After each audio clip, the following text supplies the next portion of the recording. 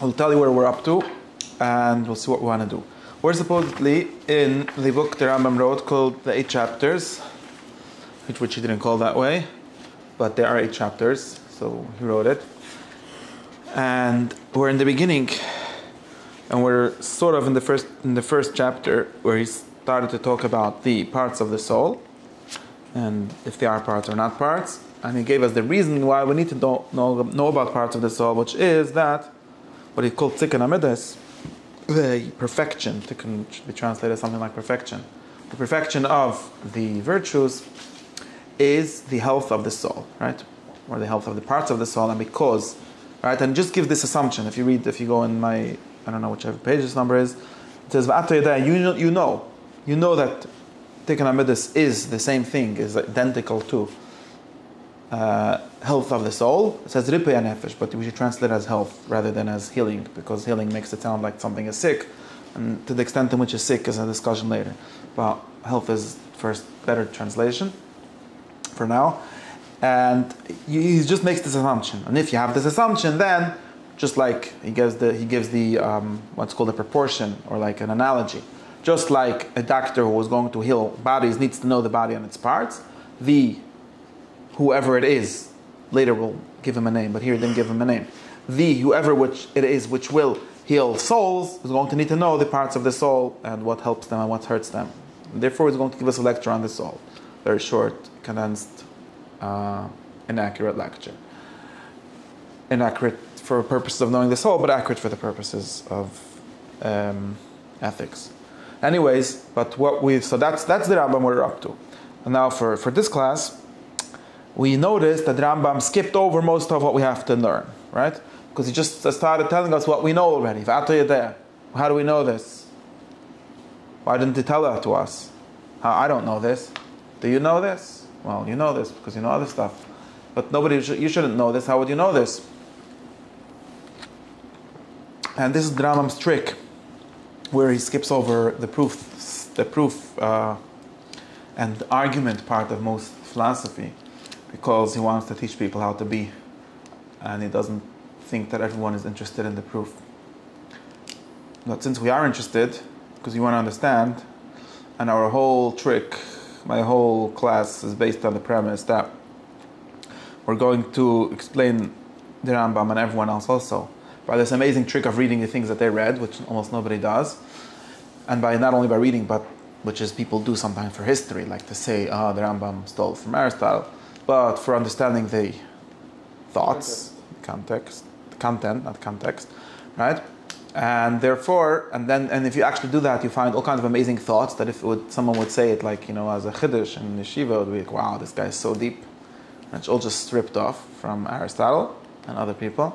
But anyways, and then you could also notice that Rambam is actually so deep, but he's just assuming all of these things and he's not proving them. Okay, so we're sort of like in this space of the first chapter, there's this huge hole. And in this hole fits in, more or less, the Ethics Book 1. The nicomachean Ethics Book 1. And the Rambam, like we were mentioned in a previous class, the Rambam did give us some version of this and deduction of the proof that Aristotle gives. He did give a version of that in Perush HaMishnayos, in the Akdama to Perush HaMishnayos, and we have to get to our plan, if not for today, for some time, tomorrow, next time, is to read both of these things, right? We need to read Aristotle's basic deduction, and we need to read the Rambam's basic deduction, and we need to see if they're the same thing or if they're different, and if they how they interact. And then we could sort of have in our mind this connection, how we got into this thought of the health of the soul being an analogy to the health of the body, which is the same thing as tikkun amidas, which is the same thing as being a good person in the moral sense, what we usually call the moral sense, as opposed to the intellectual sense, or as opposed to the bodily sense. Right? Okay. Make sense? Okay. A lot of stuff to talk about then. But anyways, what we could do is just, should I just do a summary of this whole book? Yeah, why not? So we have to touch on a few points. One of the first is that the basic way in which the ethics works or starts is, well, the first interesting thing, which is we already did some talk about comparing this to what the Rambam does, is that it presents itself as politics, right? And it says, and this is like Aristotle's Chiddush, or his way of putting it down, it's already in the Republic in some way, which is that the idea of what is politics about? Politics is about something called the greatest good or the highest good, right? Because, and the theory is something very simple, since everything has a good, right? This is really the first general statement that he makes in his book. Everything aims at a good, has a good is one way of saying, but when it's perfect, it has a good. But everything aims at some good. There is a good version of everything, which is another way of saying that everything aims at a good. And therefore, and now there's a bunch of different kinds. And there are some that are subordinate to others, some that are better than others, some that are higher than others, and some kind of hierarchy of good, meaning this is for that, and that is for that, and that ends somewhere. Right? And if there would be something which is the end of everything, or at least the end of human life, as we'll see later, that is what our inquiry is about. This is the subject. Right? That's the subject. And is this something that you would know from reading Rambam? I don't think it's something you would know from reading Rambam, and it's an extremely deep thought. And it's important to realize, right? We discussed enough about it in all kinds of ways, and still not enough, but sort of basic thought. Sort of like we discussed this, right? Sort of like answers the problem where you have to start how to talk about ethics or Torah, which is a version of ethics or a version of politics, and without starting with some kind of what is this thing? What's the subject we're talking about? So now we know the subject. The subject is something called the good, and then, of course, we have to know what that is and so on. But at least we know what we're talking about, right? The interesting thing that Aristotle said was that this is about politics.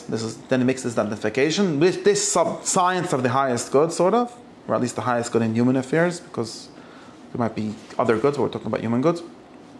It's called politics, right? And this is why, because politics is literally the art of leading people to the highest good, and it's defined by the highest good, right? Because politics is not how to have, not even, right? And he says this is interesting, not even how to be the biggest chacham, not how to be the biggest scientist, or how to be the biggest doctor about any kind of specific art. Because politics is like the king who tells us how many doctors we have to have and how many, right? And this is why politics is basically the same thing as what's generally known as ethics. Like politics is about what the good is in the most general sense, or another way of saying it, what the ultimate good is, right? That's the definition of politics. Unlike what sadly people think that politics means fights. No. The reason we have fights is because people disagree about what the highest goods are. That's why politics and politics are the same. But the original meaning of politics is the most important thing in the world. Right? Not what they talk about by the debate, because that got nothing to do with that. Anyways, right, so that's the first, two things. The first, I just said 2 points, right? The first is like that the question starts and gets framed by this question of what is the good, and more specifically, what is that, two things. More specifically, that good means an end. Good is the for that things are. And that, therefore, there's also a end of the end, and therefore the more interesting question, or the more important question, the question which defines sort of the subject of ethics is the final good, or the greatest good, or maybe a greatest good. If there's two, maybe there's more than one, but at least a greatest good. That is something that we have to learn from here. I don't think it's I'm really wondering if the Rambam ever presents this kind of thought. It's a really important thought. And secondly, there's this identification of this thing with politics. And this is now the first thing I said is like philosophy, which is like very basic philosophy that the Rambam doesn't do. The second thing is something that the Rambam doesn't either do in any of his exoteric works, as far as I know, which is talk about things as politics. And you could see it very clearly over here. For example, in this little shtickle that we're reading here, where he talks about the doctor, he sort of forgets the point that the doctor is really the analogy, and Aristotle makes this analogy. Right? The Rambam says you need to know the parts of the soul, because by the analogy to the doctor, needs to know parts of the body. Right? And now, in this analogy, who is the doctor of the soul? It doesn't tell us who. It makes it sound like it's you, because you want to make your soul healthy, so you need to know it. But of course, you don't have to figure out very long, and it's explicit in his sources that the doctor is the king. The statesman is the doctor. Just like the patient doesn't really need to know anything just needs to follow the doctor. It's a doctor who is treating other people that needs to know the body and what is health of the body and so on. And the Rambam skips this. It doesn't say this is a book for politicians, right? It says this is a book for everyone. This is a book for anyone that wants to be a prophet, which is also kind of politician, but another thing that it doesn't ever tell us explicitly, besides in the guide. Politicians, some prophets don't need to be politicians. No, it doesn't say a person can have things revealed only to him. Yeah. But here, and later, he even says that some prophets are not perfect.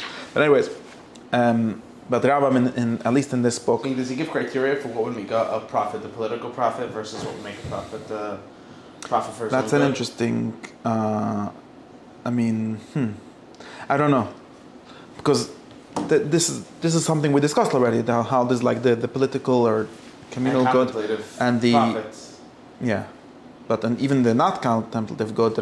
This book is not only about the contemplative good; it's about the moral good, about what he calls virtues, malis hamidas, or what Aristotle calls virtues in general, is also can be like in general when we talk about this as politics, as belonging to politics, we're talking about the educator of the city, sort of the person who's making the laws and the person who's organizing it as educating the people. Of course, each person can also needs to be good by himself. And that's sort of the Rambam's framing, and he forgets to talk about, or explicitly doesn't talk about the political side of it. And that is an interesting fact that I don't have I have theories about, but I don't want to give theories about now. Just telling you a fact. It is very obvious that once you realize that there is a giver and a taker, sort of, there is a leader and a follower, and of course the Rambam later makes this identification with mitzvahs, which are the laws that are there to make us better people. So there is, of course, that is the doctor, really. The Torah is really the doctor. Of course, there's some parts beyond that, and that's an interesting question of how he... Later he does say clearly that the Chumar, the Reif and but that's not in the beginning. So I'm not sure how we... And later there's a chapter about the Torah versus things that change, that are different from the Torah. We have to think about all of that. I'm just giving a sort of overview about this, right? Now Aristotle has also this discussion. This is like his the first. I'm saying the doctor example does add, I would say, for people with more modern sensibilities, a little bit more of an amoralistic spin, or definitely presents it as not something that's so infused with fervor, but much more of like a practical notion of your soul happens to be a little bit misaligned, and here's how to. Okay, but that's because in the way we speak, the good of the body, or what he calls the body here, and good of the soul are work in different ways. They don't even have a structural analogy. Versus in Aristotle, they have at least a structural analogy. They work in the same way, although they're different things. They have different subjects, but they have the same kind of form. Right? It's the same. It means this has the same. The word good, although Aristotle will insist that the good of each thing is in its thing, and he doesn't believe in a separate form of the good, or at least not in this book. But there is an analogy. It's the same kind of form, it's the same kind of thought, same kind of explanation. What it means to be a good body is the same meaning as what it means to be a good soul, right? And we don't have that. This is about all things now. Yes. The redness and everything is the same, but there's no common. There's no. Yeah. I'm just saying, but the meat has the same right. But there's an analogy. There's at least an analogy, and we don't really have that analogy precisely because we think of the moral good as some kind of different. The word good has a different meaning. Not only about it's not only the good of a different thing, it has a different meaning. That's the difference between these two things. That's why when, for example, if people talk about mental health, like, are you talking about it in a medical way? And so it's not a moral failing, or are you talking about it in a moral way? And then it's like, it's my fault. But this whole concept of fault, this whole discussion does not exist in the world that we're trying to present. Because yes, that's why also in a certain sense, and I think it's important, in a certain sense, the doctor, or like the machzeh b'tshuva, the person who's healing the people, is not blaming them. Even when he talks to them, people get very confused, because now later puts a lot of blame on people and responsibility, because he talks about bechira, and this is a bechira, or free will. It's not actually an Aristotelian framing, it's a religious framing. Aristotle almost doesn't have the word for free will. But it's important to understand that at least the metaphysics behind it is not that's your fault. It's not really your fault. It's I have to find a different word when we get to it. But the point is that it's, for example, when someone is trying to make someone, the teacher that's trying to teach someone into becoming good is working and has the same feeling or the same concept as the doctor would make someone healthy. He's not saying, you're bad, so I'm going to make you good. You're bad, so I'm going to make you good. the same thing, but there isn't any. Yeah, it's not accusatory. It's not busy. It's not interested. The accusation is just a way of saying you can be different. That's really what the Rambam. It's more important for the Rambam that the fact that there's possibility than the fact that there's what we call like moral responsibility is not actually what he's after. He's after the possibility or the potential of you to be different, and the potential of you to be what you are, which means that it's you that made you what you are, but not that it's not about. Yeah. So in a certain sense, you could be very. And the Rambam's ideal ruler is someone that's, well, besides for being detached, but he's not. He doesn't. In the people he's leading are not being led as what we see as something like moral agents. It's not. I'm not telling you. He is working with them, and of course in human ways. So you need to use rhetoric and explanation, and maybe even proof for some people. But there's something which from some other people's perspective could be seen sort of like people would say it's cynical, or people would say it's treating people as objects or something like that. But it's actually good because it's like the difference. I think that many people as leaders, whereas even for yourself, many people are not effective because I'm maybe whenever I say these things, I'm not sure if anyone has the same connotations as me, but I feel like many leaders and many people, you're a leader of yourself or of your family or of your work or of whatever it is, and the accusation, the blame, usually only comes in the way of actually fixing anything. Because we have this ideal, and we talk about tshuva, for example, which is like chatusi. Okay, what do you want from my life? I feel so bad I sinned. Okay, that doesn't make any difference. Recognizing that you sinned and therefore you could be different is important. But this whole we made a whole story, a whole separate part of something out of just the accusation, just the being responsible, the being held responsible. Like people in politics talk about accountability. We don't need no accountability. We need people to do, when they do a mistake, they should stop doing it. We don't need to be held accountable. We're going to bring you on, we're going to show you that you're okay, and then right. This that's a very good vulgar example of the derailing of this sort of moral responsibility into something that's totally useless. We're holding you responsible, okay? And let's say if you're the sort of people talk about the Christian idea of repentance, and then if you're a bad person, you're going to be unrepentant. No, I was right. If you're good, if you're playing the game correctly, you say, wow, I really, really feel bad, and accept your accusation. And now what? Who cares? What did we solve? And I think that if people would see themselves as the response is also usually an imposed discipline instead of thoughtful correction.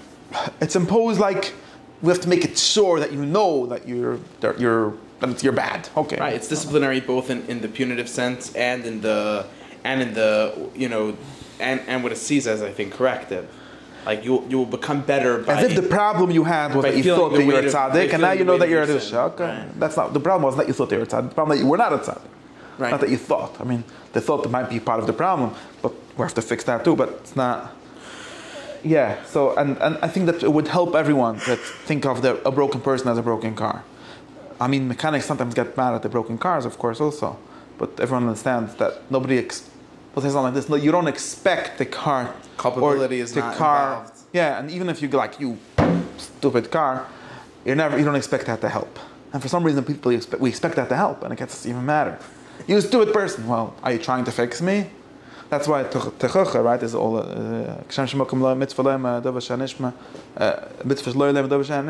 it's not about people. We have this idea I'm not useless. You have to. If you could fix him, could you fix him by telling him? I don't think people actually get fixed by telling them that they're bad. Maybe in some mythical past, I don't know. People get fixed by showing them how to fix. And if we would, I'm promoting not the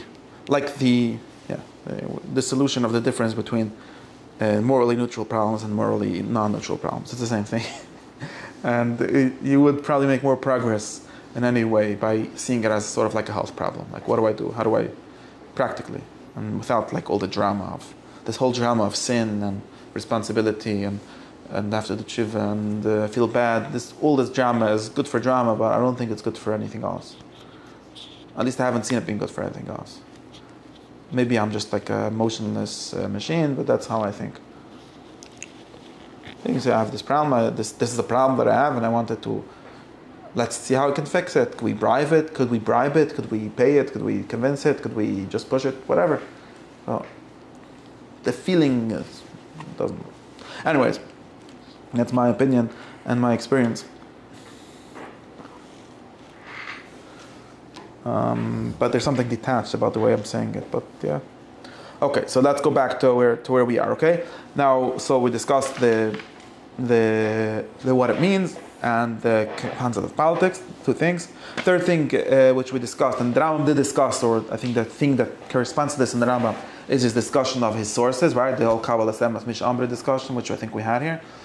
Aristotle's discussion has to do. I mean, later there's more stuff about working with received opinions, but his discussion is about who should listen to this, and can we have deductive proof in ethics? Do we have to start from inductive ways? Do we have to start from accepted opinions? Do we have to start from having already a good education, which out with you won't have facts from which to make the induction? All of that, we sort of discussed that in the context of the Rambam's introduction, right? Okay. Now, another thing that Aristotle does that the Rambam doesn't do at all, and we could sort of understand that, is it's sort of like doing this very neutral evaluation of a bunch of different goods, right? We could poll the people, take a census, ask everyone what they think is the good in life, or which is the good kind of life. And he adds that it's called happiness. This is another thing that the Rambam skips, and of course is implied by many of the things that he says, but said that is it's that happiness. An intentional omission or?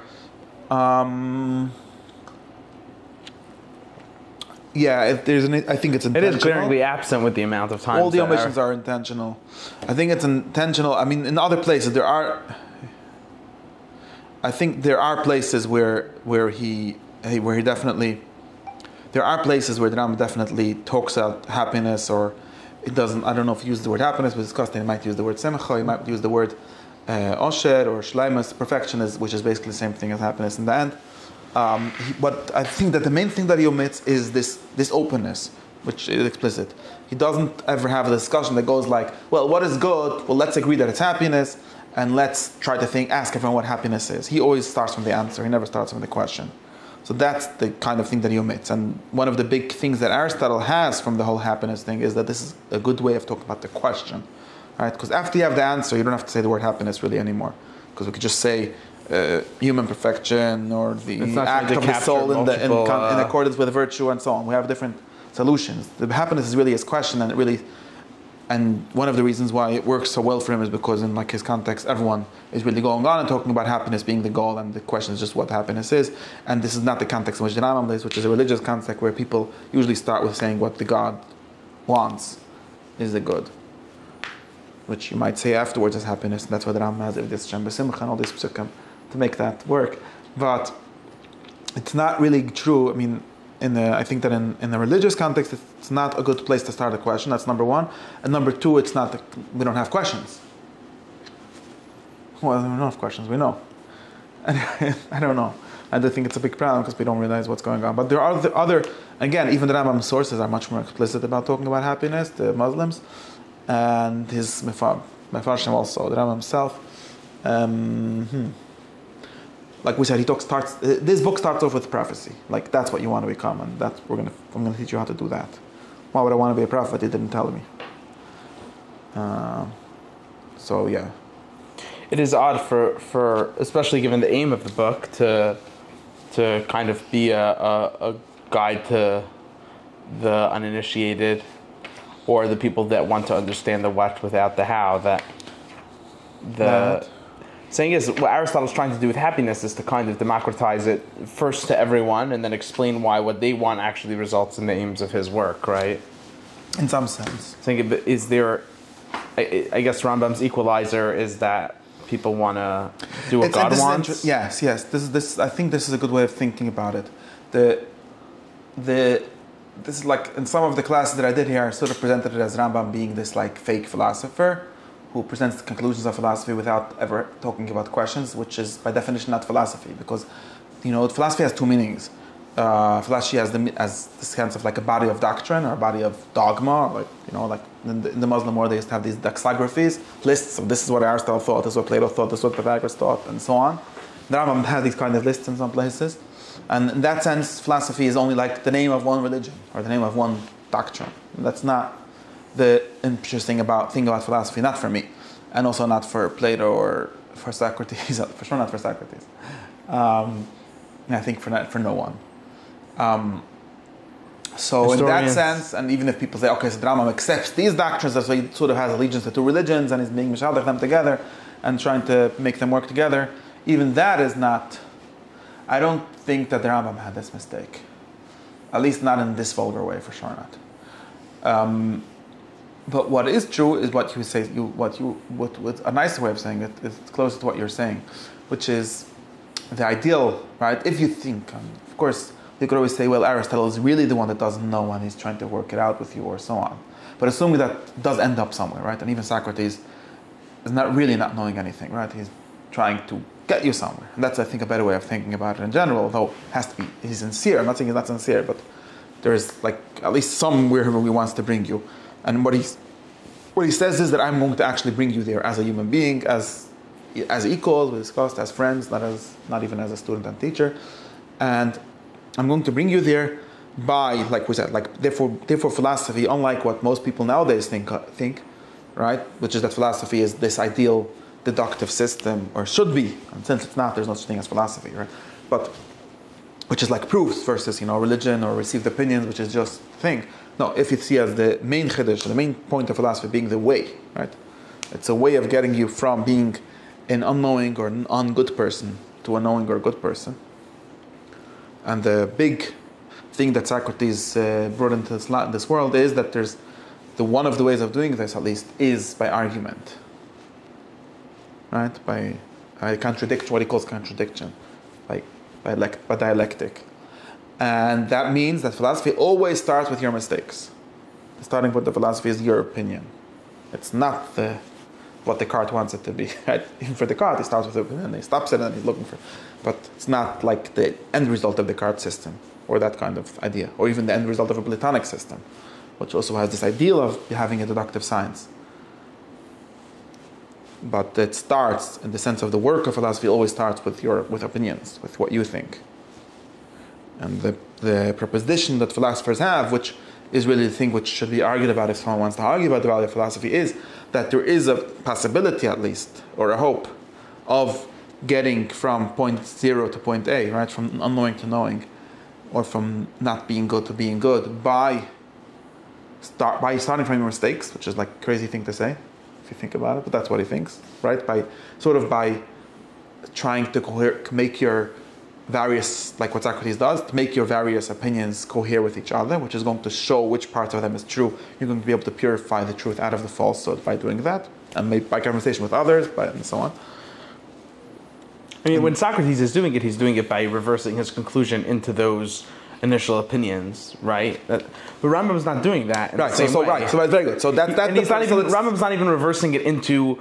Okay, there are differing definitions of simcha, and we'll go through it. Right, so very good. So what Socrates does, well, Aristotle doesn't show you conversation. He's doing it like Aristotle sort of gives you the recipe for all the conversations you have to have. Right, if you're this guy, like when he goes through here and he says, well, there's 4 kinds of lives or 3, and I'm going to give you the argument of each. What he really means to say in the philosophical work sense is, if you're the kind of guy that thinks that honor is the thing, let's have the conversation and see if it's true. If you're the kind of guy that thinks that money is the thing, let's have the conversation and see if it's true, right? There's not really any one person that needs all of these, because probably nobody has all these opinions at once, or maybe all of us does. So we have to figure it out.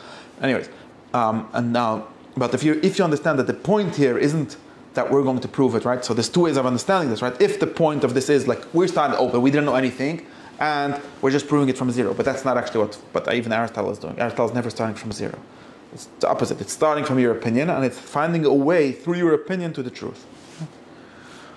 And if you think of it like that, then what the Rambam does, which is instead of doing this sort of open-ended beginning of discussions, but doing like pshat in a pasuk and pshat in a mishnah, he's doing the same thing.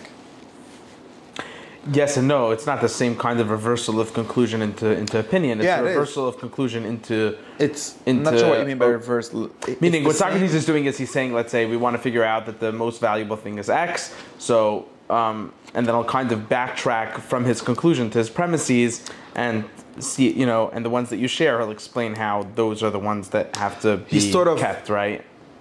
He's going to ask you, well, what do you think it is? And then he'll show you that you don't really think because that entirely this, because you also think other things, and that's going to come out that he's right. Right. And the Rambam does something very similar, just instead of, because he's living in a world where people's opinions are different than the ones that Aristotle and Socrates have. So the main opinion that the Rambam is working with is, we believe, Shekol Divrei Torah Emes, or something like that. We're the people that believe in this book. Right? Here, it's a religious opinion instead of common opinion. Yeah, but it's a common. It's actually even more. But there's nothing dialectical. There's no dialectical process. There is dialectical process. Not in here. Yeah, well, not in here in explicit. Well, because he doesn't do a lot of even Talmudic dialectics. I think he does this more in. He doesn't have patience, right? He doesn't have patience. The Ram doesn't have patience for dialectic in general, but I think that when he teaches people, he does. Like I said, he's more like Aristotle in the sense that he writes down all the questions and answers that you should have for every kind of person, and then you do it yourself. Here. No, even here. I mean, in some sense, why? Because, here is not a good place. If something like the Akdama that we have to get to read, like I said, does more dialectic in the sense that he starts off with something like, well, me and you both, let's see what opinions we're going to start with, right? And your opinion is that the Mishnah is ultimate truth. Now, do you think you understand the Mishnah? Well, you thought you understood it, but let me talk with you. Let me ask you a question. Well, this question is usually going to be like a philosophical opinion, but it's a question that he assumes that you're going to agree with, not only on the authority of Aristotle, because it sounds like it makes sense, right? So let me ask you. The Rambam does this, and he doesn't make this conversation, but he almost does, right? Let me ask you. Do you think that the Mishnah is speaking nonsense? Let's list our opinions. Either the Mishnah is nonsense because it says something obviously absurd, or we're nonsense. Because since we believe in the Torah, we got to accept this nonsense. So let's pick which one you like. And this is really dialectics. In other words, you have two conflicting commitments, right? You believe that the Mishnah is not nonsense, and you also believe in the Mishnah. And these two things don't work together, right? So you got to decide. This is like the explicit dialectic of the Moira's Psich of the Moira Merchem, and it's the Psich of the Medrash Mishnah, and it's sort of implicit in all the Rambam's kind of dialectic from Jewish sources. And he tries to get you through. Since the option to be stupid is not a good option, and the option to say that the Torah is stupid is not a good option either. Why not? Well, we could do both of these sides from both sechel or from tradition. We could say, well, it doesn't make sense, or I could show you that in other places these people are smart, so why would they be stupid? Or I can show you that it's just bad to be stupid, or I could show you that things like this. And therefore, we're left with the only third option, which is that they mean what I'll tell you they mean. This doesn't sound convincing to you, but that's what But I think she actually is relatively convincing if you work through the steps. Or at least it can get someone from the basic opinion that Pirkei Avos is the way to life, to the way to life being what he wants it to be. And does he do that dialectic very well? No. Because like I said, even that he tends to just present it and doesn't tend to argue with anyone, or does very little arguing.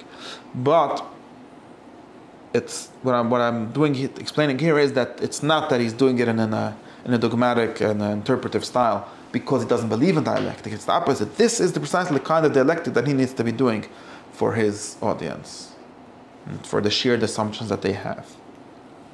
This is why, to him, and he says it explicitly, by the way, I thought this myself, I figured this out. He says it explicitly in the 8th chapter when he talks about something else. He says explicitly that I will give you an argument from faith, from something that we both believe, although why we believe it has to be proven itself, but that's going to take us too much time here. Not going to help me. So I'll give you an argument from a sheer dogma just that you should also assume. And he explicitly does this, and I think that this is actually, again, this is philosophical, at least in the sense of taking someone from what they think to what they should think, and starting from their mistakes. Unlike the sort of modern, backwards view of philosophy, which is philosophy starts from truth. Anyways, where am I? So I think so. Back to like chapter 4. I'm in chapter 4 in book 1. The question of happiness. That's why the Rambam doesn't start with happiness. Even like I said, the place where he gives this kind of argument, the chapter 7 argument, he starts from a Mishnah and says, well, this Mishnah says something crazy. We can't believe that the Mishnah says what it says, so we're going to have to explain you what it really means. And that's a argument based on opinion.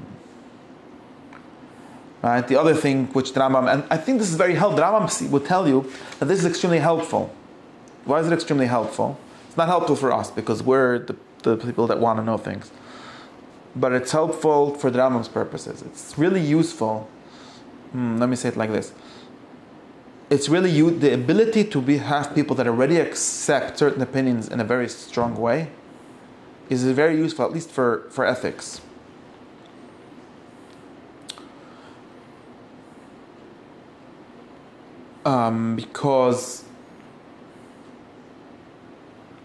Because otherwise, I mean, again, like I was saying, since we are speaking with people that are not necessarily accept all of this, like, okay, if I have a class and I say, well, the Rambam thinks it's rational to be good or something like that, and they say, well, I don't know, I was taught that it's not. Okay, but if I just want you to be good, then I have a much easier time talking with people that already believe a bunch of things, and I could shortcut my way straight into the point. Although the shortcut is not true, right? Even if it's not demonstratively true, it's not a philosophical way to get there. But you got there already. In some sense, we can even think of something stronger. We can think in some sense, let's take ethics, which, as we say, the end of ethics is an action and not knowledge. So there's no need. In other words, I wonder if this is true. Is it true? Do we get anything out of being able to demonstrate ethics? Maybe as a part of like theoretical science, I'm not sure. But as ethics, there's no use. It makes no difference if you were proven your ethics or if you were told your ethics by a novichek. It's all the same. That's what seems to follow from the definition that ethics is a practical science which has its goal at action and not understanding. Right? We need some kind of understanding, meaning to say the sort of practical understanding of what it is and how it works in order to act. But it's not the kind of science where our main goal is to have this very clean, nice list of deductions which is going to prove it, so we'd have clear knowledge. So therefore, it's possible that for the purpose of things like ethics, the Rambam would tell you that since you're a nice Jew and you already believe whatever it says in the Mishnah, why would you waste your time proving to yourself that we shouldn't spend our life eating? Because you're already a Verliyid and you already know everything. And you're already not spending your time eating, you're already spending your time doing better things than eating. Or spending your time is not the correct word. You're already organizing your life around better things. And since the aim of ethics is to do that, and well, the fact that you don't really know that, because you never did this like open-ended discussion where like, well, maybe we should pursue a life of pleasure. Maybe we should pursue a life of power. Maybe we should pursue a life of all kind of other things. The fact that they never did that doesn't make any difference as long as you're already a good person who is pursuing a life of what? Of doing good things, or something like that. So maybe it's true. Usually what Musar books do is they say, well, you're a good Jew, but you're still pursuing a life of pleasure. And then they would have to do this for that like next step. The Rambam doesn't do this. This is very weird, right? It's not a Musar Sefer. Well, although they put the Shmone Prakim on the Musar shelf, not a Musar Sefer. In other words, it is a Musar Sefer, but it's not a Musar Sefer in this very interesting sense, which is that the Musar books tend to assume that you're already a good Jew. You're just not for real enough, or actually, I don't want to get into this. Musar's firm tend to assume, I don't know if the Musar's firm tend to assume this, but Musar Seder tends to assume that although, something very, very weird, you're a yeshiva bacher, what kind of life are you living? Well, I'm pretty sure that you're living the contemplative life. If you're in yeshiva. What? That's another discussion. something. What's the difference? Your life is about thinking, about study. You're not searching for honor. Maybe, that's what you're doing. And you're not searching for money, and you're not searching for pleasure. Those are the three other kinds of life that I could think of. And then the Musar comes and says, well, maybe you're still really searching for honor. You just don't know about it because you think you're going to get honor by being the smartest guy. Or maybe you're really still thinking about pleasure because, whatever, some Abu Chachma like that. And then they let's be mechazik ourselves. Let's try to, and they all present it very clear. This is unrealistic. Everyone really likes pleasure and honor. There's no real reason. It's not real. There's no real human beings that think that a life of thinking is better than a life of pleasure. But we have to mechazik ourselves and try to, pretend or talk about it, how really the life is only about learning, or about whatever it is that they call the good life. Okay, let's assume that it's this, and you should talk about it. That's why we need Musa to say that, because even if you say it, you don't really believe it, you don't really feel it, all kind of Torahs like this, right? That's what Musa is, according to me, or that's my impression of it usually. And this is weird for many reasons. The first of them being that there is no reason to assume that. I'm trying to connect it back to where I was coming from. I am already a good person. If there's because it makes everything way too complicated for no reason. But the main thing is something like,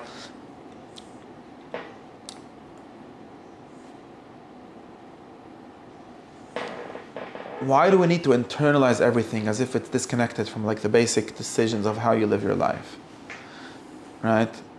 In other words, if I would talk to someone, and this is where I'm trying to get it, if I talk to someone that is already believes that, right? What does it mean believes that? Well, at least he lives by that, which is something like, let's say the contemplative life is the best life. That's what he believes. So what am I trying to convince him? He's there. I think that there would be a lot of use in some Musar which would tell him, well, how to do that, or say what to contemplate, or things like that, or maybe even to justify it, which is possible to do. We just taught you could. In other words, it's possible for someone to come and say, well, you were taught this. I'm sure you believe it because you're a good guy. You believe what it says in the Torah, but that's just opinion. That's just a minhag pshita. Let's explain it to you. Okay, we'll explain it. Right. And after it will be explained, it will just be, it will make sense to you. Assuming that it can be explained, let's assume that it can be explained, then it will make sense, right? And so then you'll be both doing it and thinking it, or both believing it and thinking it. That will be fine. But the thought that there's a use for Musar by someone that is without doing that, without doing that, and without believing that it's possible to get to what I said, to knowing that. I don't know how important it is to know that, like I said, but assuming is just it's creating all kind of weird loops in someone's head for no reason.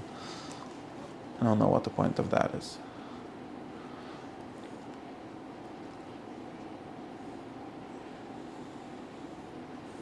So back to where we are.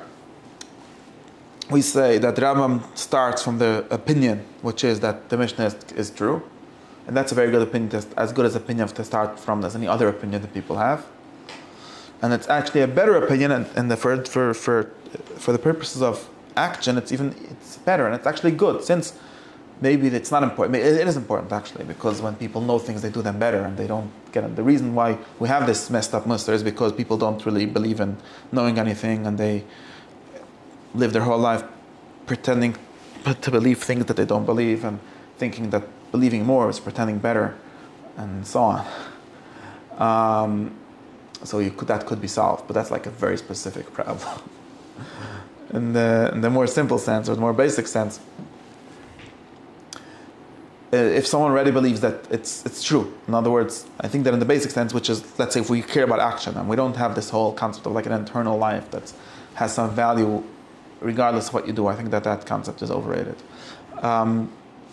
If you don't have that whole mishigas, then if let's say I believe in the contemplative life, and I want to get more people to do it, right? So if I'm going to work in the Athenian way, which is like go around to people and try to convince them, let's talk to the guy that wants power and explain to him that really he wants to learn. Just he doesn't understand that when he's thinking about power, it doesn't make sense, and therefore all the things that Socrates does, which is a very hard way and it barely ever works. The much easier way is to just get a bunch of people and put them in yeshiva and just teach that to them and have that be their opinion and shine. And we solve one of the biggest problems. They won't have knowledge of it, but they'll be living that life, which is what our goal was in the first place. Then the Rambam comes, well, he's not really living that life because he doesn't believe that in his heart. I don't know who told you such a thing as a heart. Anyways, seems like it's a great accomplishment. At least the Rambam will tell you that it's a great accomplishment and he's very happy with it. Even if there might be other things, and you could actually even tell that, even that would be easier, right? Because now, if I tell that person, it's a mitzvah to understand what you're learning, and let's understand that. And understand means, even say understanding means starting from zero in some sense and opening all the options and thinking it through. That is much closer than the guy where I have to start from actual zero or from actual all kind of diverse opinions.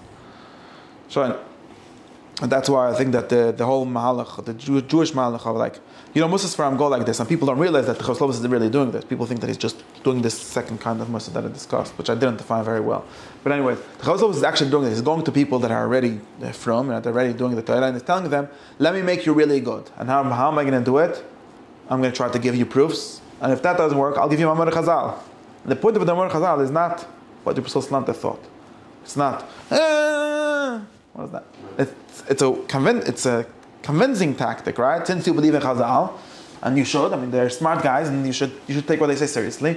And if I tell you that, then it's going to make you take it seriously, right? It's a proof. It's not a demonstrative proof. It's a dialectical proof. It's a kind of proof, and that works. And it's much easier once I have all. If you have these good people that you trust, then you're closer to the truth just by that.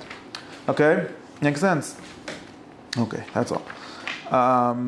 So we're skipping that part because the Rambam skipped it. We should do it, but anyways, I'm skipping it for now to prove why all these things are not good, and also why Plato's thought of the good itself is not good, and that's another thing that we right. That's where we get the loving Plato more than the truth more than Plato from, which is a very important thing because you should love your friends.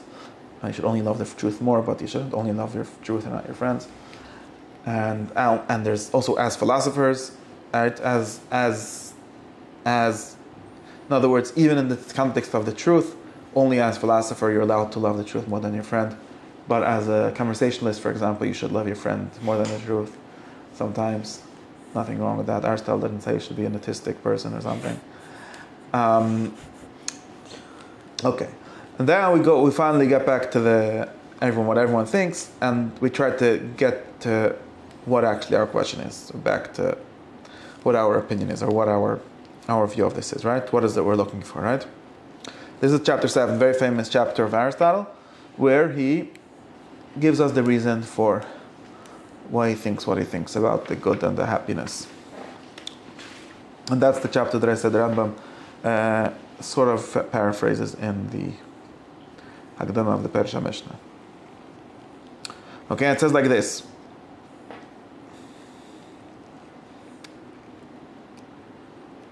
It starts with saying like this. I'm not going to read the words. I'm just going to tell you what it says.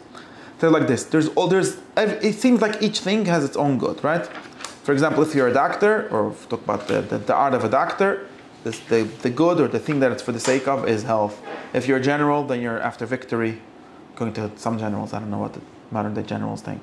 But if you're a guy that builds houses, you're trying to build a house. So that's really different kinds of things actually also, if you'll notice, right? Health is some kind of condition of a person.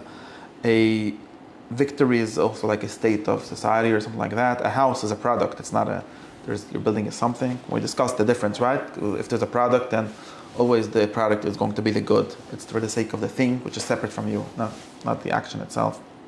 And so on, right? So now, therefore, we understand that everything is for, that's the good that we're talking about.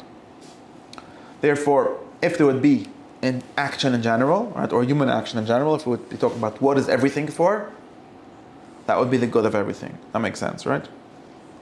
Whatever the everything is for, that's the good of everything, right? And now he gives some arguments for what kind of thing that would be. That's the first argument. Is what kind of thing would this end of everything be? What kind of thing does it have to be? So he says something like this: it needs to be something that is complete. That's his word for it, which means that it needs to be something that is only for itself. That's the one first argument, or maybe the main argument for what kind of thing it can be, right? Because there's a bunch of things that are good but never good for themselves. Something that's never good for themselves, like money. No point in having money. I think nobody thinks that there's a point in just having money. And money is like an instrument. There are things there, so it's good, but it can't be the final good, right? Because whatever this one good that everything is for has to make sense that but logically needs to be, right? It needs to be something that everything can be for. And things that are not for them, that are not for themselves, well, something else can be for it, but something else can be for it. But it is also for something else. But it has to be for something else, so it doesn't stop there. Right? We have to find something else that is for, just by what it is, right? It's the best thing money can buy. Right. So if there would be so at least the condition of whatever it is that we're looking for is something that is not for something else, right? Or at least not only for something else, right? Not the kind of thing that money is. Because the kind of thing that money is something that, like by what it is, points to something else. Like it's an arrow. There's to be somewhere for the arrow to go to, for anything to start. And we're looking for somewhere where things stop. We're not looking for somewhere where they stop, where they start, right? And now he says, okay, but I can think of a bunch of such things. That's the interesting thing. We can think of a bunch of such things. We can think of a bunch of things that are for themselves. And people could even say that I can make up things like that. Like maybe wisdom is just for itself. Why do you want to know things? Sometimes you want to know things for other reasons, but it could be for itself. Right? Maybe I want pleasure just because I want pleasure. Or maybe I want freedom. Whatever, all kind of ends that people could invent. Right? All of them, there's a bunch of things, this is important. There's a bunch of things that could be for themselves. We just made a condition that has to be something that could be for itself. There's a bunch of such things. There's definitely more than one such thing. So in order to restrict this more, he adds a condition, which is that if there is something that is for itself, but also for other things, or could be for other things, then that thing is less for itself than the other thing. I'm not sure if this is like a very strong proof, but that's his theory. Right? So for example, it sounds correct. We could talk about wanting wisdom for its own sake. We could also talk about wanting wisdom in order to what? Manipulate. I mean, we could talk about it in order to be healthy, but then in order to be rich, for example. But then you're gonna be stuck you're gonna have to go further because that's an instrumental thing, right? We sure have to stop by a non-instrumental thing. Pleasure. Right. So we have to start from even if you say that there's more than one non-instrumental thing, the next thing is going to have to be a non-instrumental thing, also, right? And this is what's helping him find a sort of hierarchy between the non-instrumental things. Which way could we organize these things, right? So, for example, we could choose honor for itself, very nice, which means very simple. He gives a explanation what that means. It means that if I would want honor, even if it doesn't lead to anything, someone could say I only want honor if it leads to money. I just want honor, even if it costs me money. That's what I want. That's the final thing, right? Terminal value. That's the final thing. But also I could say otherwise. I could say I want honor because of something. Which is what? What kind of what kind of final goal? We look for other the thing which is least well before. instrumentalized. Yeah, that's the criteria. We're looking for, well, he calls it something like the most complete, that the most final, the most end thing. When you stop doing it by way of seeing if it's primarily instrumentalized, you see how often it's secondarily instrumentalized, meaning it's not often instrumentalized, but it can be or is often instrumentalized for something else. Yeah, so the kind of thing that it is not entirely. And how do we evaluate, let's say, pleasure next to wisdom in terms of instrumentalization? Right. So what is both ends, but one is instrumentalized more commonly than the other. Not more. I don't think it's about more commonly. I think it's about that it's passively. Passively is enough. It's possible to want to. Well, the thing is like this. He says he only has one way. Just this could way this could work. It's a good. We have to think about this like a circle. But he claims that the only way which is work is that we could say I want wisdom in order to be happy. Or I could say I want honor in order to be happy, or pleasure in order to be happy, because sort of the people that say that they want pleasure say that that's because that's happiness. So happiness is a general thing, a more general thing, or a more final thing than any of these things. Because it's possible for someone to say I want wisdom, and what's so good about wisdom? Because that is happiness. It's not possible for anyone to say I want happiness. Why do I want happiness? Because that is going to lead to wisdom. Happiness in his sense, right? Not happiness in the sense of feeling joy. That doesn't make sense. So this is like way of showing that happiness is where everything must stop. It must not stop by wisdom. Because it could stop by wisdom in the sense people can want wisdom for its own sake and not for the sake of anything else. But wisdom doesn't have to stop there. Because you could want wisdom in order for happiness. So this is the way in which he shows that happiness is a better definition for what we're looking for, right? We're sort of looking only for what we're looking for meanwhile, right? We didn't get to answer the question. We're looking for happiness, which is another way of saying the final good, and happiness is a final good. This is just definition, making better the question. It didn't answer anything. And this is a very interesting thought, and I don't know how everyone else thinks about it. Because I've seen many people say things like, the final thing is pleasure. There's like serious books that say things like that. And I'm not sure if they just mean happiness when they say pleasure. Because they're not thinking of the kind of pleasure that he's thinking of when he says pleasure or other things like that. Not sure. But anyways, that's his interesting point. And we're still up to the question. The other thing. Should I go through the whole thing? Okay, I'm going to finish this thing and then next time we'll try to get the other side. The other, then he gives another point for why happiness should be our question, which is from another condition that he makes up for the final goal, which is self-sufficient. So first thing we said is that whatever the final thing is, should be the kind of thing which must be a final thing, which is not for something else.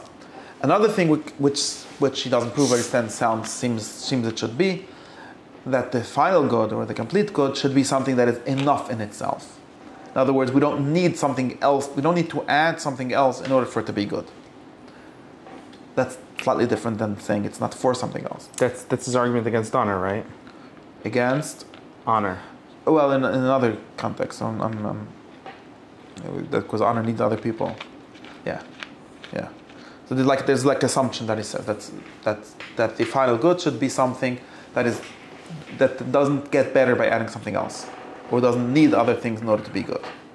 Both of these things. Okay. You can't add to it, and you don't need to add to it, and you can't add to it. Because if you could add to it, then it's not either increased the best or affected by. The best thing can't be better. Whatever the best thing is, the best thing in the sense of the final thing must be the best thing, right? Is that why he's insistent on it being inclusive of not just, let's say, a contemplative end, but also one that includes family? Well, this is where he talks about this, or one of the places he talks about this.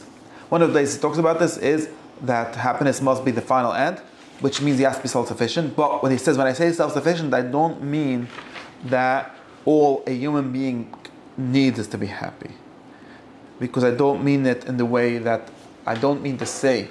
There's like his clarification of what it means to be self-sufficient. He's not looking, unlike what many other systems are looking for, and this is very interesting, not looking for something that is enough for one person by himself. I think this, in a way at least, follows. And he makes his criteria also make sure not to be limited to it. His criteria, right? Because if your criteria would be something, if you sort of interpret this criteria of self-sufficiency as something that one person could live off without need for anything, for money or for wife and children or for anything, then it would lead you to very different conclusions. And what he thinks is that, I think that this follows from the definition of the ethics as a political book. In other words, when we say we're looking for the human good, we don't necessarily mean a human. We mean humans. Or you could even say something like else. A human is not human. A human, because human is a social animal. A human is human, including everything that human means.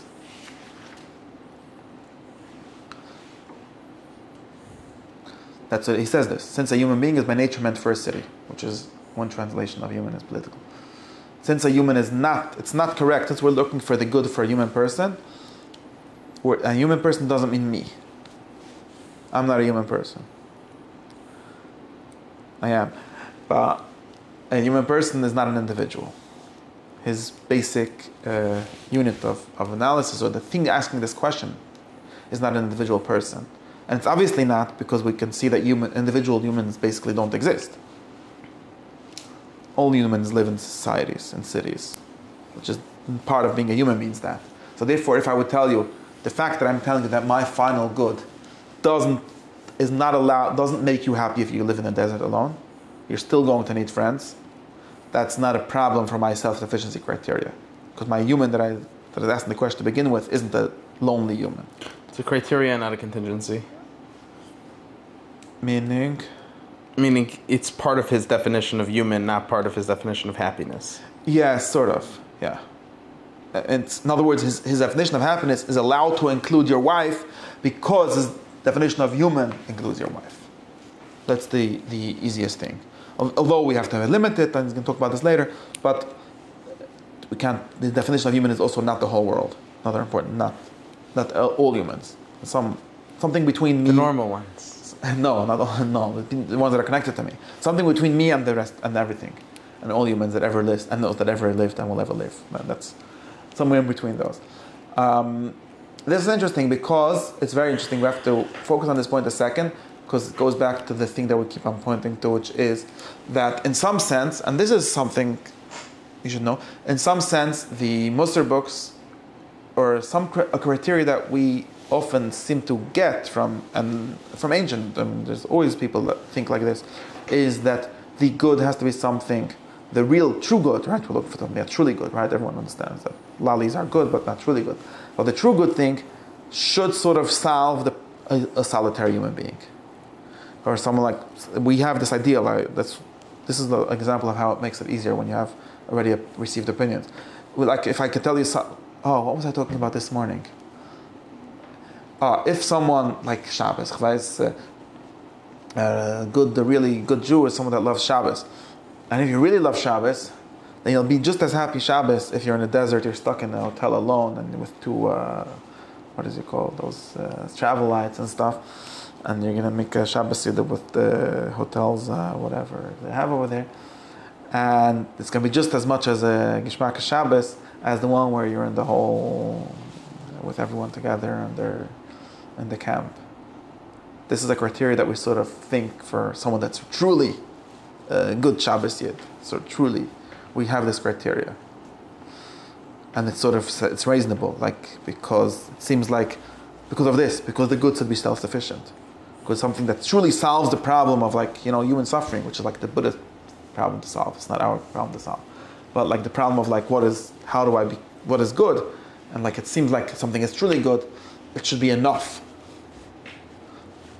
And it should be I should be the same whether I'm in, the Kosovus person, which is it's not really what he means, but, which is lose his possessions, and he said, well, God, whatever, I'm happy just like that too. We have this, we're always looking for this, and it makes sense. Aristotle talks about it later, it makes sense, because we're looking for something stable, we're looking for something that's not changing every day according to your bank balance and things like that. makes a lot of sense. But Aristotle's big claim, and the Rambam has contradictory things about this. But the big claim here is that doesn't make sense. Because at least it would say something, you're looking for something that's not human. Maybe one of the things it says later is that a human is something between an angel and a beast, or a god and a beast. And gods and beasts can live alone, but humans can't. So maybe you're looking for some kind of perfection which is not human. But humans, there's nothing wrong with you if you're not happy, if you don't have a group of friends or a family or a society, whatever it is. That's part of it.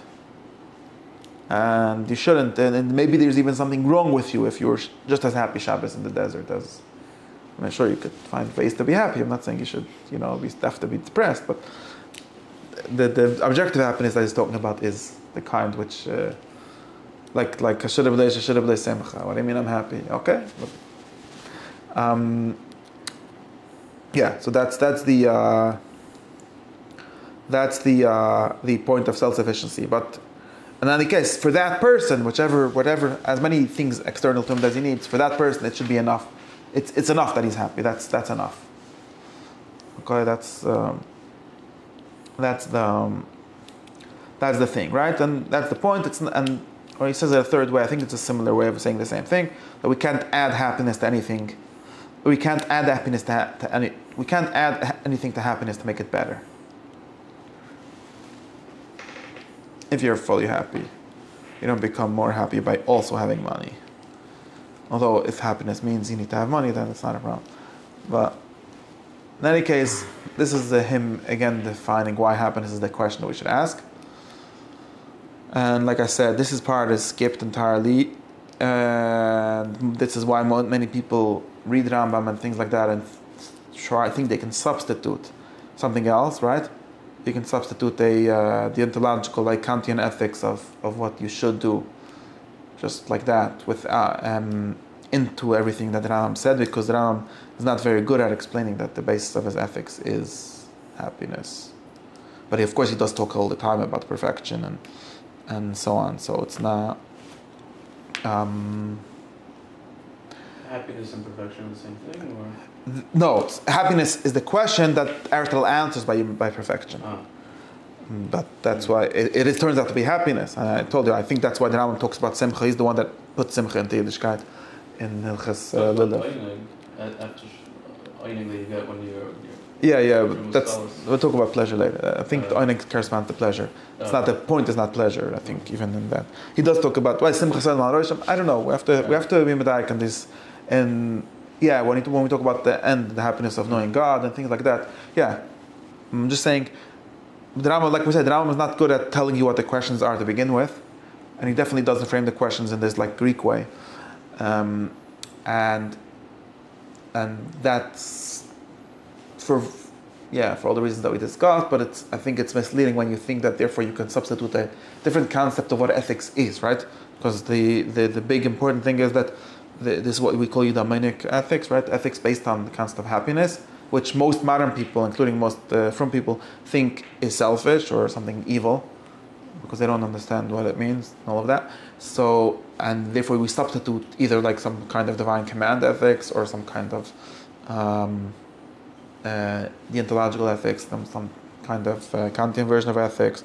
I don't know if anyone really manages to substitute the consequentialist, the utilitarian ethics for Yiddishkeit, but maybe there's some people that manage to do that also. Do someone? Yeah, I don't know. But that's then nothing makes sense, and all kind of things start being weird. So you have to understand this to make sense of anything. There's all kind of things. Well, a friend of mine was telling me last week. So the Rambam seems to have this really selfish ethics because he has this idea. For example, this is something the Rambam says later, and contradicts something. What we say here, but it has to do with the later chapters about the tentative life. How the ideal in the end of Medrash, it says that the best life is one of Chachma, of wisdom, and that's because it's the only thing that only belongs to you and not to anyone else. And okay, so he's saying I should be the most selfish, worst human being, and so on. But that's comes from the kind of thoughts that we're thinking of. His point is that it's self-sufficient. Yeah, his point is not that it's selfish; it's self-sufficient. That is the point over there. And self-sufficient is like a good thing, something that is whole in itself, doesn't need help from outside. Yeah. Wow. Okay. Well, should I? It's already 10:30.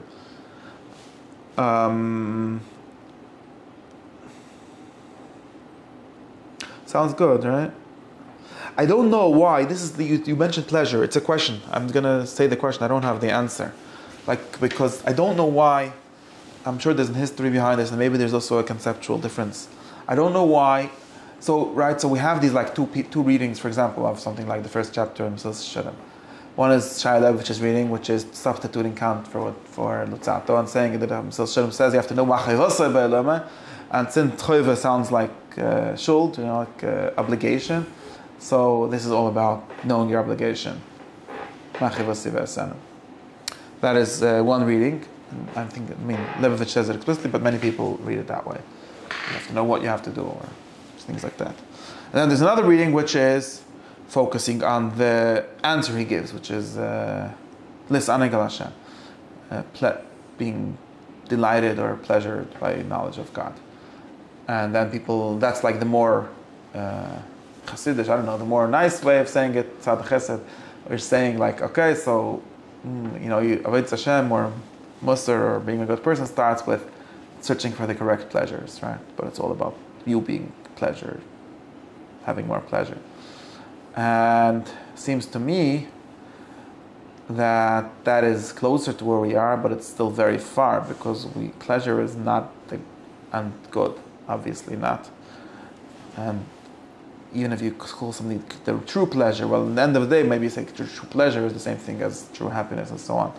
But I think that the framing of pleasure sounds weird to me, precisely because of this, for the reasons that Aristotle gives that pleasure, and Aristotle and Plato and all of them give that pleasure is not a lasting thing. For example, basic problem with pleasure, that it's by definition almost not lasting.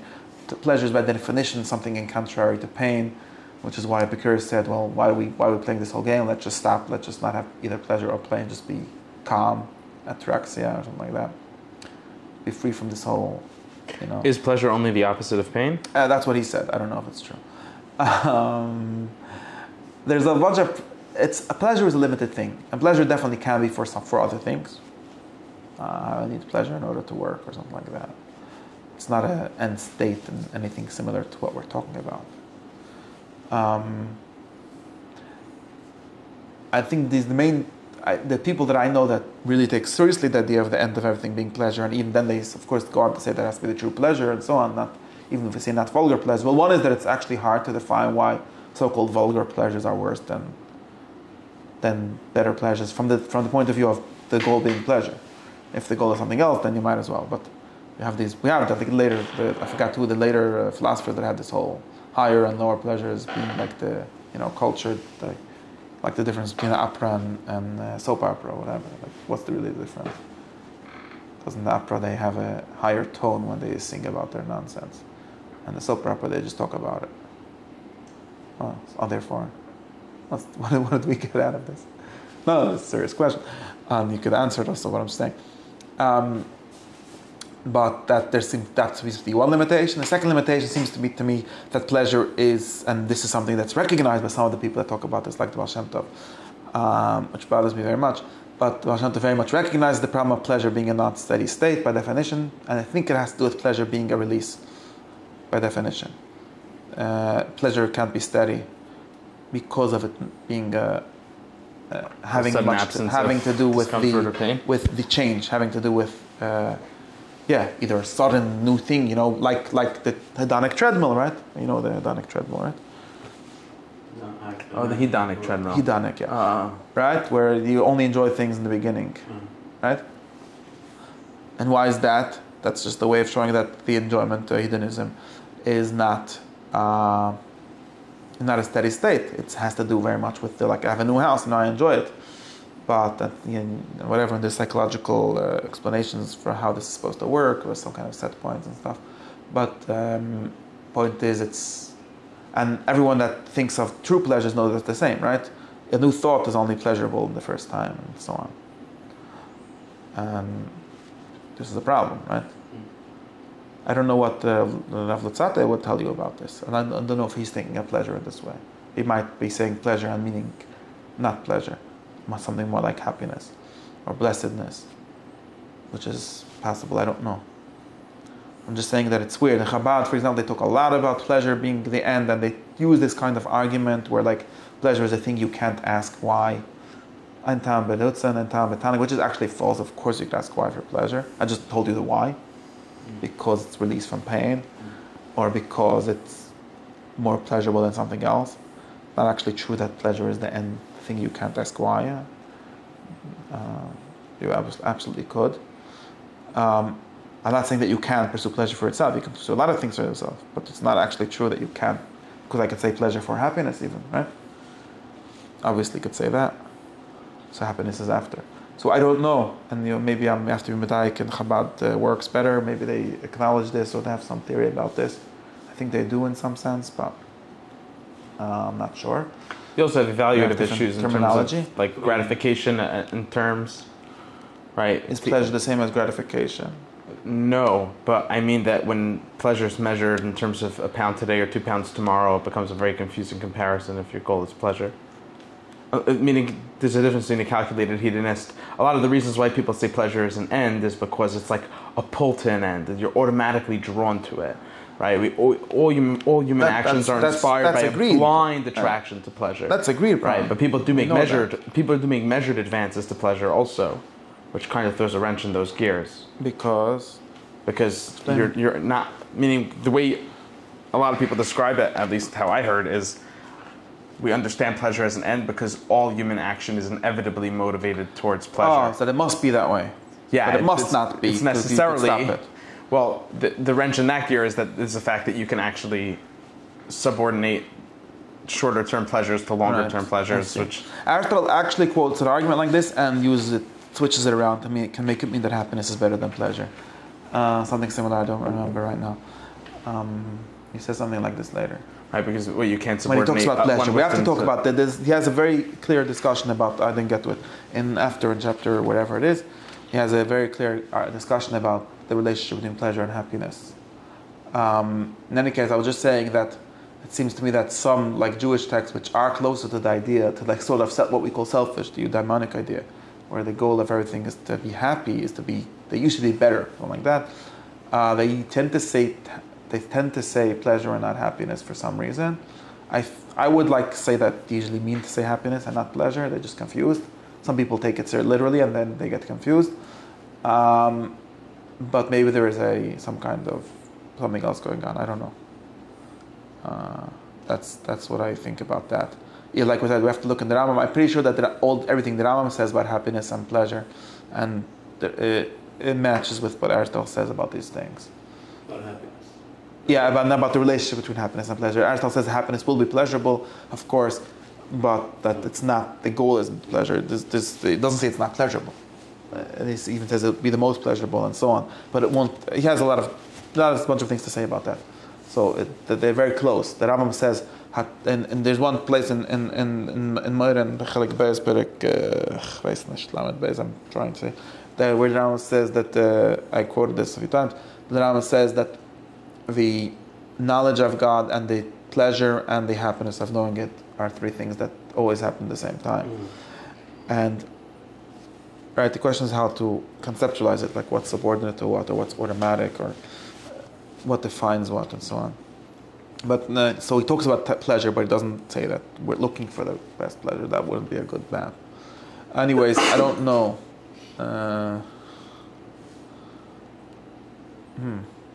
Yeah, I guess that's for that.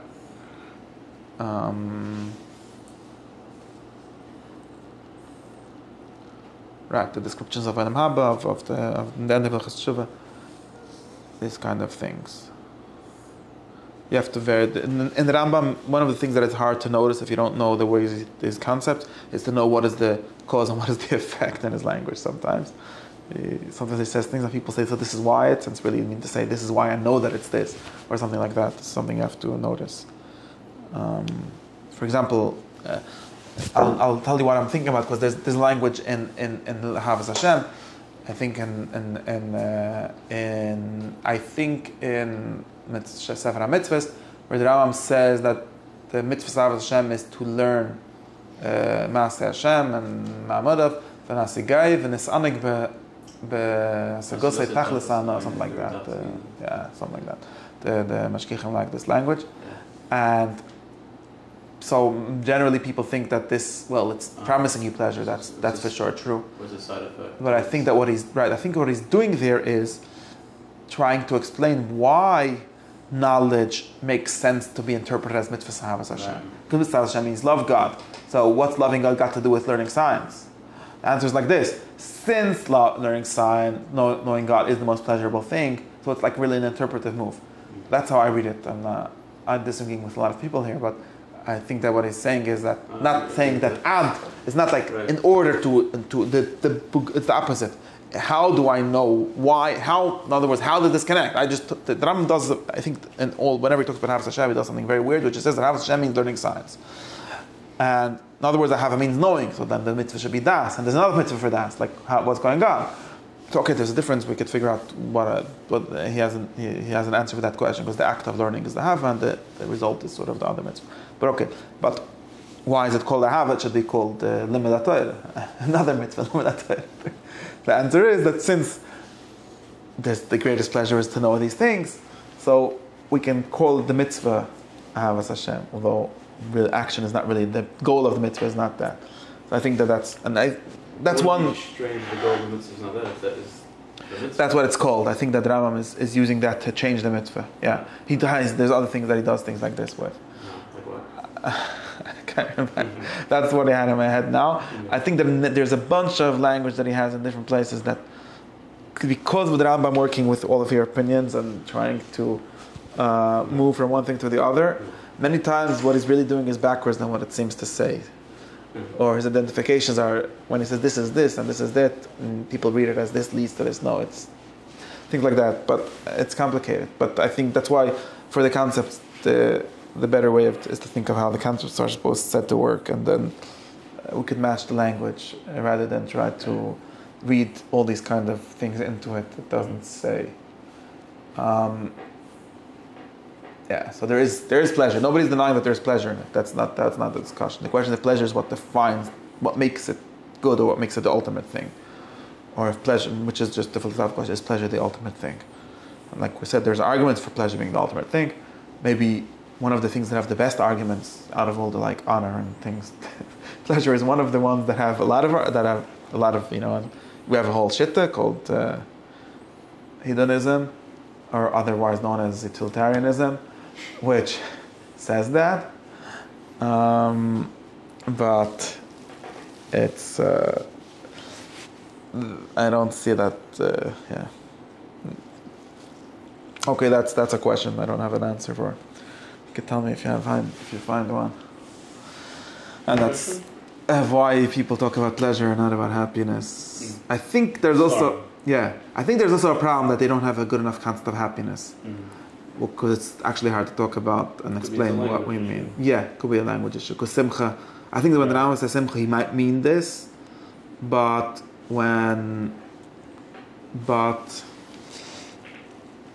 we usually tend to think of simcha as an emotion. Most Sforim Magdash that talk about simcha seem to mistake it for an emotion also. Although I'm pretty sure that even in the Nach it doesn't really mean an emotion most of the time. But that's even the word simcha doesn't really mean an emotion. It means more being happy, like being happy with something, right?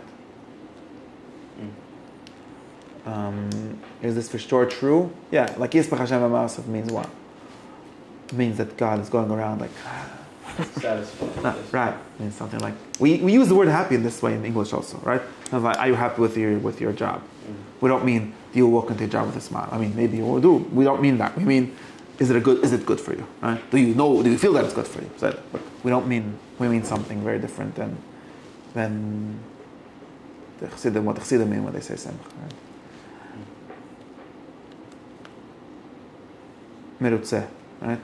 Possible that the word rutzen is meaning something similar. Or it has satisfied. This sounds weak, but anyways. Yeah, it has. Are you happy with your life? Right? It has some stranger semantics when you use it with, let's say, "I'm happy for you." right? That's neither joy nor a sense of. I'm happy for you means, I don't know, what does it mean? Definitely not what we discussed. I'm not quite sure what it means. It means I'm One of those things that mean nothing. No. Yeah, maybe it's just like a social thing. People what's say it that in the called? middle of Function of ordinary language. Yeah, it means something like, I'm not your, if you want to do that kind of, it means something like, I'm not your enemy, I'm not going to destroy you, or at least not today, or I don't want you to know about it, if I am. No, I'm being careful, like you said, I forgive you, like I'm asking that you should be doing well, or something like that. I mean, if someone, I won't voice my I should talk dissatisfaction more. in your decision. yeah, satisfied.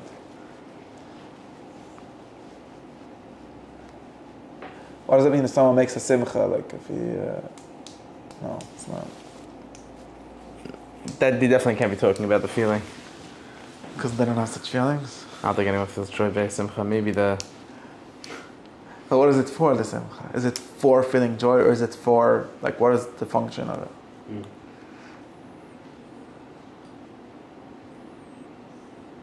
I think it's actually closer to the eudaimonia answer, where it's a certain kind of demonstration of movement towards a certain way of being human. Yeah, but like, why is that's like the story? Like, I had a baby, so now that's a good thing. But then I make a kiddush, and that's the point of that. I mean, mostly it's also I think a lot of it is it's right. like It's community integration, letting and you know support. that I had a baby. It just doesn't make sense for me to let you know without giving you a piece of schnapps. So let's have a drink for that. Yeah, I think it's also a certain kind of. Yeah, I think it's. Yeah, but we want to celebrate. I think. And I gave my theory about weddings here once. Did I? Forgot what it was. Anyways, I'm pretty sure there was a class here about it. Was there? Yeah. Maybe it wasn't my other class. Before mine? Never know. I don't know. Oh, no, you didn't hear my adrush about why we make weddings? I think it was shortly before mine somehow. Before your wedding? And then one theory is that I need everyone to know that I got married. It's just not nice to call people and not give them to eat. So we give them something to eat. No, I gave the commitment theory, I think. Different theory. Yeah, anyways. Well, Misameach Chas Nakal means, what does that mean? Cause them to feel an emotion? No, absolutely not. So what does it mean? Chazakah, like all the Baal Shalom ask, isn't the Chazakah happy already that we have to do some math? No, doesn't mean that. Make them feel. I don't think it means make them feel anything. Nothing. Making feel is, I don't know, making feel is always overrated in my opinion. Okay. It means, but I shouldn't stop saying this because it's useless. It means, I don't really know what it means right now. Like, how do we translate the word? Like, Full semantic field inquiry. I'm pretty sure over it here. means participating in the. I actually think it means helping, because the Achnaz Kal Lechuppah, for example, which Chazal always count as like one of the basic mitzvahs chasadim, like even God made Chavas here or whatever it was that He did. It's a basic. It's about social give and take, like. Part of society working. Cyclical. Yeah, like endurance. It's. I'm really doing you a favor when I'm coming to your simcha, and of course, you're not allowed to say this because then it sounds bad, but that's what it is. And it's what's the Gemara said, like there's like a need. They need why they need people. Like I said, they need people to hear about them. So you need to come to be the one that hears, or they need to be the one that brings. Maybe it's. I don't know. I'm thinking that there's probably some like more practical thing, like not dancing and making people happy. Nobody gets happy from dancing anyway. Like, I mean, people enjoy dancing, but that's not like no. But I think dance for someone to make them happy. That doesn't. I think that's certain how things work. I think certain difficult and transformative moves that people make need communal reinforcement and support. Right, that's a good word.